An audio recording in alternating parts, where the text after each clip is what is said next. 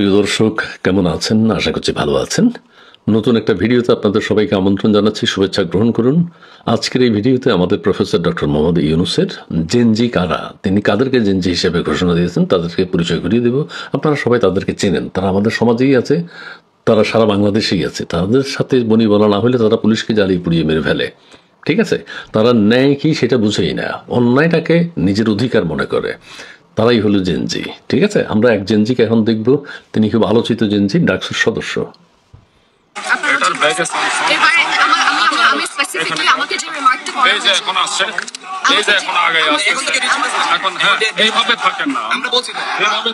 এই হলো একজন জেনজি।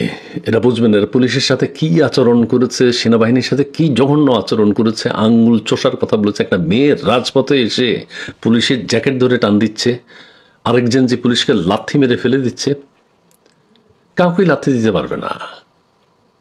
এই হলো জেনজি, এরা হলো আমাদের ডক্টর মোহাম্মদ ইউনূস সাহেবের জেনজি। এই পুলিশকে বলতেছে সরি বলার জন্য, সরি বলতে হবে, পুলিশকে অর্ডার করতে।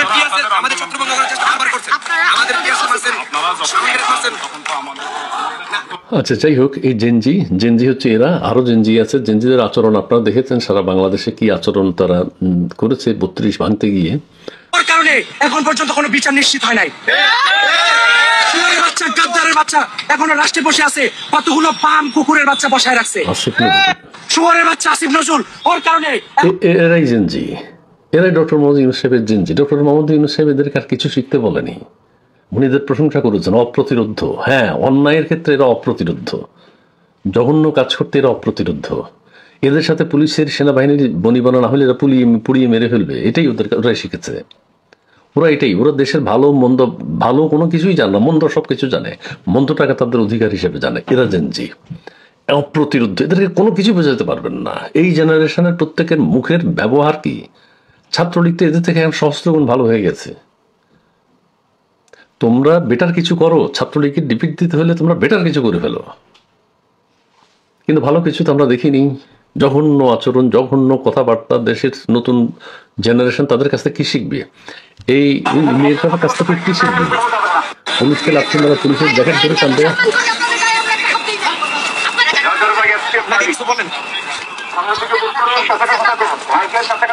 মানে কি, এটা যদি স্বাভাবিক অবস্থায় হতো, একটা পুলিশ তারে তো আইন অনুযায়ী তারে গাড়িতে তুলে নিয়ে থানায় নিয়ে যেত, জেলে নিয়ে যেত। ওই ছেলেরা যেসব আচরণ করেছে পুলিশের সাথে, এরা হলো জেনজি। আমি প্রত্যেকবার জেনজি শব্দটা বলছি, আমার মানে জেনজি, এই যে জেনজি। মাসুদ, সে আমাকে ভাই বলে, তার কোন সূত্রে আমি ভাই লাগি? হি ওয়াজ আ সার্ভেন্ট, সে আমার সার্ভেন্ট, সে আমার সেবক। আমি কেন তার ভাই লাগবো? আমি হচ্ছে এই রাষ্ট্রের ওনার, সে আমার সেবক, সে আমার কথা শুনবে। সে আমার উপরে কিভাবে গুলি বর্ষণ করে? এরাই জেনজি। এসপি মাসুদ এখন খারাপ হয়ে গেছে, এসপি কি ডিসি মাসুদ খারাপ হয়ে গেছে। ডিসি মাসুদ তো আইনের পক্ষে আছে। 32 তোমরা ভেঙেছো, আইন শৃঙ্খলা বাহিনী কিছু বলো নাই, দেশবাসী হতাশ হয়েছে। 32 কেন? কোনো কিছুই ভাঙার অধিকার তোমাদের নাই, কারোই নেই। তোমরা ছাত্রলীগ থেকে বেটার কিছু করো, আওয়ামী লীগ থেকে বেটার কিছু করো, আমরা সেটা দেখতে চাই, তো জাতি সেটা দেখতে চায়। কিন্তু তোমরা কি দৃষ্টান্ত স্থাপন করছো? এটা তো হতে পারে না। অন্যায় অপরাধ, সেনাবাহিনীর কাছে ম্যাজিস্ট্রেসি পাওয়ার আছে, তোমাদেরকে তো ওরা অনেক ধৈর্যের পরিচয় দিয়েছে। সেনাবাহিনী ধৈর্য ধরেছে, পুলিশ বাহিনী ধৈর্য ধরেছে। এটা তো পুলিশের সাথে সেনাবাহিনীর সাথে যায় না। তারাও কেন নীরব আছে? তারাও অসহায় হয়ে গেছে এখন। এরা পুড়িয়ে মেরে ফেলে, এরাই জেনজি। এরা ধ্বংস করে দেয়, এরা জেনজি। সেনাবাহিনী অসহায়। তোমরা 32 তো ভেঙেছ, তোমাদের স্বাদ মিটেছে, এখন আবার ভাঙতে আসা, এটা তো আইন শৃঙ্খলা রক্ষা বাহিনীর কাজটা কি? তারা তো কোনো স্থাপনা ধ্বংস হতে দেয় না। অতীতে যা দিয়েছে সেটা তোমাদেরকে অনেক ফেভার করেছে। এখন তারা তোমাদের কাছে খারাপ হয়ে যাচ্ছে কেন? এখন সেনাবাহিনী তোমাদের কাছে খারাপ কেন? এখন পুলিশ বাহিনী তোমাদের কাছে খারাপ কেন? এই দেখেন, জেনজি জেনজি জেনজি।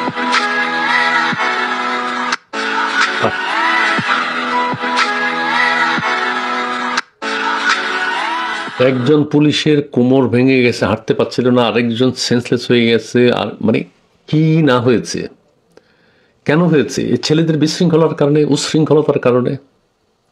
তোমরা ওখানে গেলা কেন?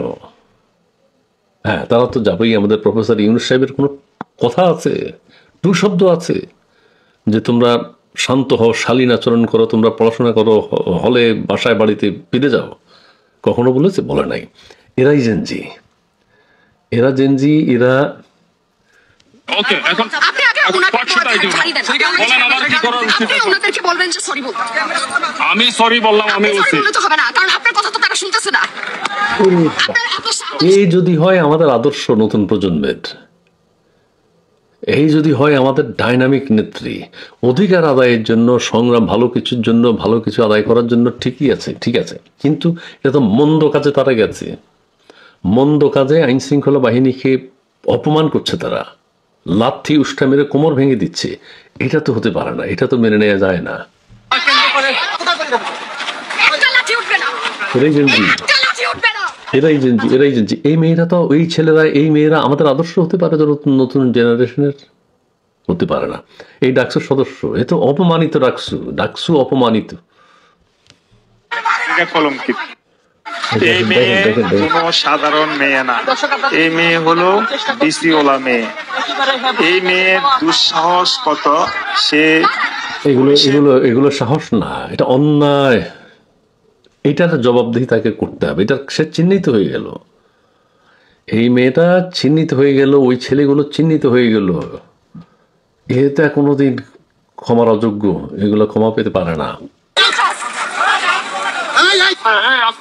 হতে পারে না, হতে পারে না। আমি আর দেখাতে চাই না, আপনারা সবকিছু দেখেছেন। তারপর আমি ওই জনগণের মতামত নিয়ে কিছু কথা বলেছি। মানে জনগণ ভাবছে যে এটা কি জেনারেশন। আমি আবার মনে করি যদি 2024-এ এদের কথা, আইন শৃঙ্খলা বাহিনী যখন আইন শৃঙ্খলা, শান্তি শৃঙ্খলা রক্ষা করতে গিয়েছে, ওরা সমস্ত কিছু জ্বালিয়ে পুড়িয়ে দিয়েছে।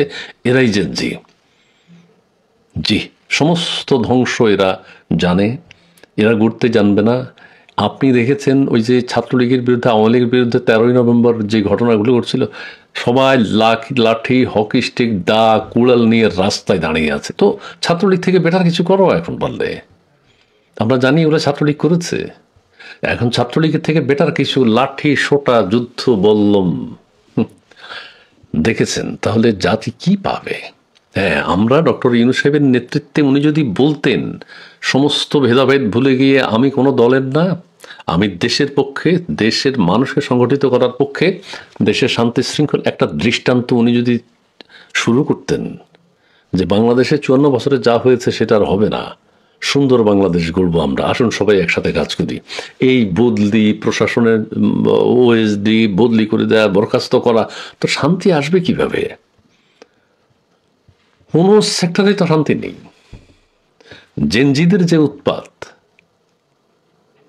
এদেরকে থামাবে কিভাবে? আইন শৃঙ্খলা বাহিনী তো অসহায়, পুলিশ বাহিনী অসহায়, সেনাবাহিনী অসহায়, বদলি করে দেবে, বরখাস্ত করে দেবে কিছু করতে গেলে। পুলিশকে হুমকি দেয় এই মেয়ে, কত বড় সাহস! কোনো প্রকার অন্যায় আবদার চলবে না, এটা যদি হয় সরকারের বক্তব্য, তখন মেসেজটা সবাই পেয়ে যাবে। একটা দেশের যুদ্ধ পরিস্থিতি মনে হয়, কোথাও শান্তি নেই, কেউ যারা শান্তিপ্রিয় মানুষ এরাও শান্তিতে থাকতে পারছে না। এইভাবে তো একটা দেশ চলে না। যাই হোক, সবাই ভালো থাকবেন, ধন্যবাদ।